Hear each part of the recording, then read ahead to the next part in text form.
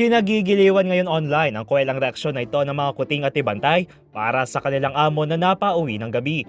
Ang 6 na fur cats kasi at ang isang fur dog ay sama-sama nag-aabang sa pinto habang pinagbabasdan ng kanilang amo na tila pa kanina pa siya hinahantay.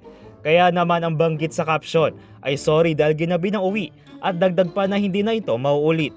Ang mga netizens naman ay lubos na ikinutuwa ang naturang video na umabot na nga sa lagpas kalating milyon views sa TikTok. Naglabag din sila ng kanilang subtitle sa reaksyon ng mga fur pets na tila ay pabirong pinupuna ang pag-uwi ng kanilang amo. Habang ang biro ng ilan ay bakit inuna pa ng amo ang pag-video kaysa sa pagpasok ng bahay. Ang naturang video na iyan ay umabot na nga sa higit 100,000 likes at 20,000 shares kahit hindi pa umaabot ng isang araw. Para sa DZRH TV, ito si Dustin Bayog. Una sa Pilipinas, una sa Pilipino.